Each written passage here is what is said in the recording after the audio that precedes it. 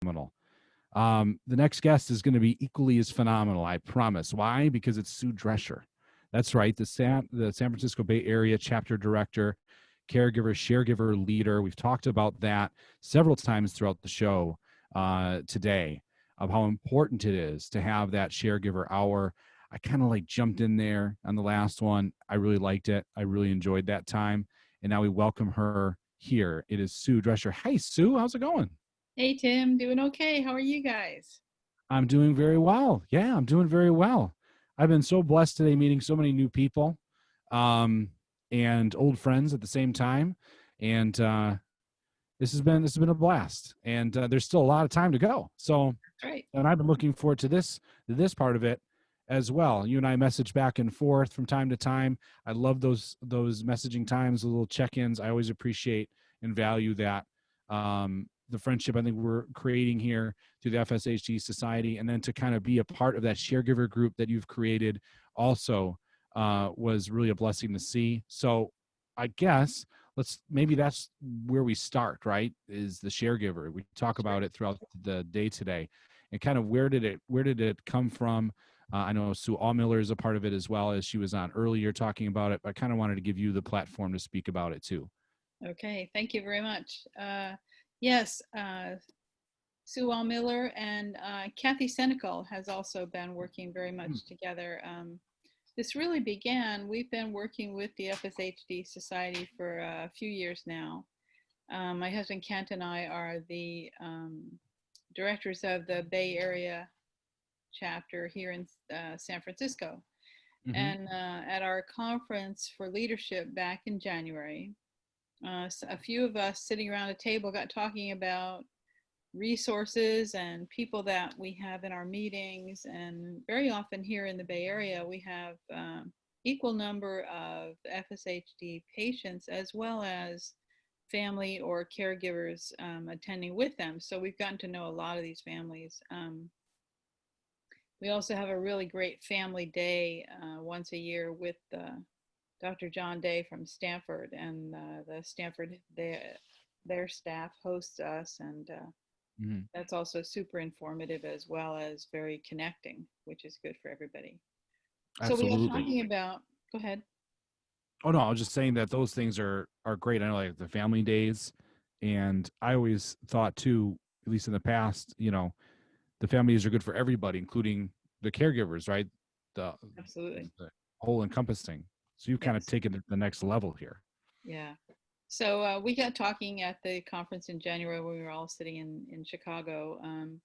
about how can we be supportive of and informative for caregivers, family, and because as we know, we have patients who are spouses, we have patients who are children of, we have patients who are parents, caregivers taking care of every level of other folks. So we wanted to offer some kind of a monthly get together online, and in this COVID time we meet as a Zoom call, and we try and keep it to the caregiver share givers together because um, we want to create an area where people feel confident about their confidentiality and sharing with folks. And we have other people who are also patients who jump in, like you have, and other people have as well.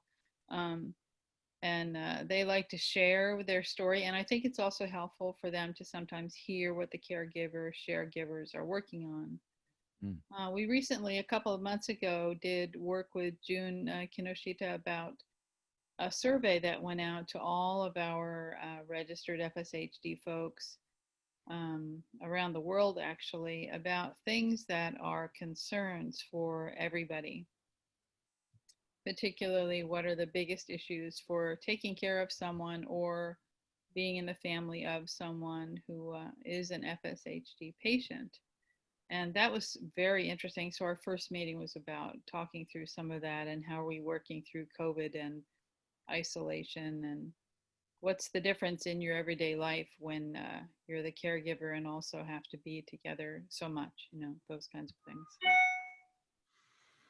Yeah, because it's very important that the caregiver is cared for too. or their voices heard. I said that earlier within this show that people ask me on that next level of asking, how are you? Like, how is your muscular dystrophy is really what they want to say. And Right. that's fine. They can ask that. And then I answer. But then, I just feel kind of, I don't want to say irritated, but like they almost seem like, and like my wife, Angie, she's in it too. Yeah. She's a front line. Now she's not uh, the caregiver where she has to help me get up or something like that yet. Mhm. But she is full out that, I mean, her radar is on, when she knows I'm doing work or trying to lift things, or she's fully engaged if she's needed, like at the ready. Mhm. She might not know I know that, but Mhm. so she knows now, I know, she knows I know now, but you know, I'm sure that's stressful for her, Yeah. and she carries that stress with her. And I would love it if some people asked her first, like, how are you doing with all this? Yeah, it's like, it's not all about me. This is a team deal. So, if I'm hurting or I feel sore, she sometimes says, I think I have your symptoms. She goes, I think I feel your soreness sometimes. I really do. I'm like, okay, I sure, you probably Uh-huh. do. So, Yeah, yeah. I understand that. And it's true for those of us that have children that are growing up watching a parent Mm, become more and more weakened or have more falls or however it's affecting them, to whatever degree. And some of us and some of our members have been people who didn't know at all that anyone in their family even ever had this, and there wasn't any testing then, or however it works for them, and to have that come up when all of a sudden, well, and you have your own story, I'm sure, and my husband Kent, there mhm. was no family history that we know of. And, when we met with the neurologist and the diagnosis was made, and he said, I think you've caught a stray gene. Well, that puts everyone in the whole family and everywhere scared, like, oh no. And, Yeah. we talk often about many of us have adult children who have been diagnosed now, and how are they feeling, and are they blaming, like, Mm. why did you even have me, and look at this disease you gave me, and I don't want Oh to talk boy. about it, don't even say it in front of me, that kind of thing too. So Yeah.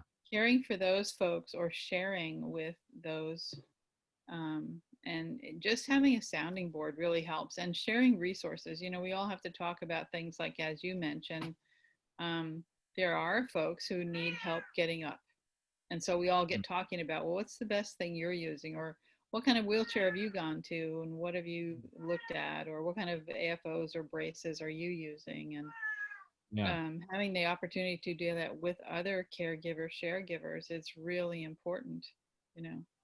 And two, I think that, and you've mentioned today too, Aura and Isaac, who are psychologists together, and married couple that we've talked with and work with us a lot about. Isaac is the one that's coined the phrase share giver, because in any relationship, part of us is dependent on the other person, not Mhm. just because they have the FSHD, but as you say with your wife, Angie, she also needs you, and there are things that you provide for her as well as psychologically and emotionally support. Right, absolutely. And I think the idea of having a support group or a community for the caregiver is where, I think you mentioned it there, a safe place, Yes. to kind of vent out or to share without the judgmental. Because, I think sometimes, I know my wife would probably agree, maybe begrudgingly, but she would agree that sometimes she doesn't like to share, of how Yeah. she's feeling, and because she doesn't want to burden somebody else with it or something like that. But I think if if it's a safe place and there's this common thread between you Hmm. and what you're coping with, I think it can go a long way. I think it's a huge value. Yeah. We kid about, you have to bring your Kleenex box to the meetings, because we do share some really, heartfelt stories. And so many times you can look through our little Zoom windows and see everybody nodding, like, oh, yeah, I know that one. And I Yeah. think it's important to be supportive of each other, and as a society to provide that opportunity for people has been very valuable. You know, we've only had a couple of meetings so far, but people are very enthused, and we've had different kinds of folks in and out, and sending me all kinds of emails about let's talk about this and let's talk about this. So I think it's very valuable. Yeah, I do too. And what kind of, I mean, you've obviously gotten a positive response. You've had, what, about two so far?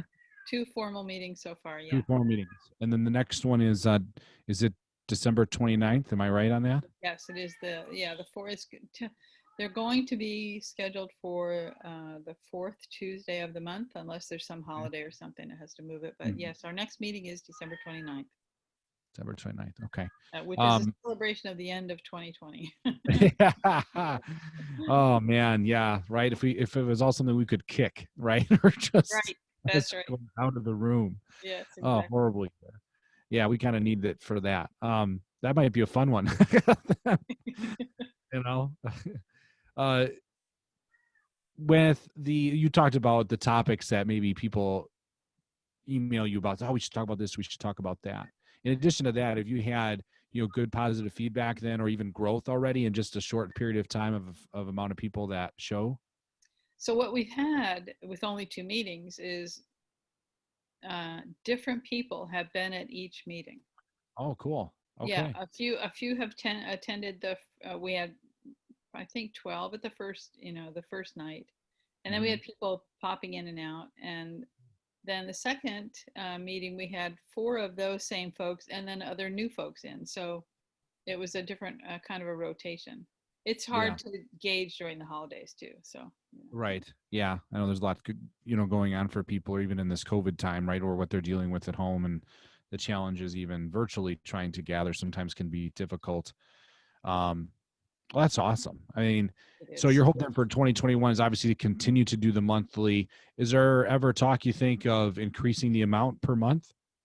I don't know about that yet. I think we're really at the very early stages to judge that, but Yeah, I suppose. I think that would be something to be open to, Yeah. because we have a lot of topics. And even after our first meeting, we had a great email from one of the people who was in that meeting saying, how about this and how about this, and let's talk about this. And we're talking about getting some kind of resource pages put together, where people can go on the FSHD Society web pages and I'm looking for these kinds of things, or in addition Yeah. to equipment kind of things, kind of Okay. support, emotional support, psych support, whatever they're needing. Mm-hmm. Yeah, it sounds like a nice place to be a part of. I know that's the sense I got when I was a part of that last one, even though I was a little late. Sorry. And And that was, but when I that was good arrived. too. Yeah. That was good too, because you did arrive, Tim, and then you did share. And I think that was very important, that you were a patient there in our caregiving, sharegiving meeting, but you shared something very significant, I think, that touched a lot of people. Oh, good. Good. I was glad to contribute. I mean, like I said, I kind of walked in tentatively, like, I don't want to disturb the flow. Right. Because, I'm the patient, not the caregiver, but I did definitely feel welcomed. I think those thinking about it should know that. It's a very welcoming environment, even though it's virtual. It felt like a living room, to be quite honest with you, very comfortable, and just everyone was open to share without judgment. So if you're thinking about it and you're not sure, take it from me, take it from Sue. Don't hesitate. If there's something you need and you think that your mind needs it, your soul needs it, to do it. I think it's going to be worth your while. Before we let you go, though, any new news you want to share about your chapter? Let's see, Bay Area chapter. We're getting together on Sunday, and Wait, is that the ugly sweater thing? Right? Is that what you guys are talking about? no, I Oh, think that's that's a different chapter doing that oh, one. it's a different chapter. Okay, well, Yeah, you're California area, right, or Bay Area? So yeah, I, this is all I all thought you were in. California. Okay. Sorry, I'm getting a cough here all of a sudden. Sorry. Um, no, it's good. It's good to know. So you guys are getting together Sunday, you said, right? Yeah, so Yeah. we're going to be together with Amy's chapter and Sacramento area and LA and San Diego. Yeah. Excellent. Excellent. Yeah. Well, good things, and let's hope that 2021 is going to be better than 2020. And you can have less virtual meetings and more face to face. And Yeah. so grateful, Sue, for what you're doing in the Bay Area chapter. But I think the Sharegiver group is just, I can't say it enough. I just think it's going to make a huge positive impact. Thank you very much. Thanks. And that's mutual. Thank you. Thank you. All right, thanks for joining us, Sue. We'll chat later. All right. Okay, Thanks. everybody. Thank you very much. Yeah. That is Sue Drescher. She is spearheading part of the group there, one of the spearhead people doing the Sharegiver Hour. You can check that out December 29th. So glad to talk to her. I was looking forward to that conversation with her. Sue is just a nice, kind soul. Kent is amazing, too. I can see why they're married. I just think that they almost feel like they like share a soul or something. They're kind of cut from the same cloth. It's a very cool couple to be around. So if you ever have the opportunity to meet them and chat, I encourage you to do so. You'll be better when you're done chatting with them. So thanks, Sue, for joining us. I know that we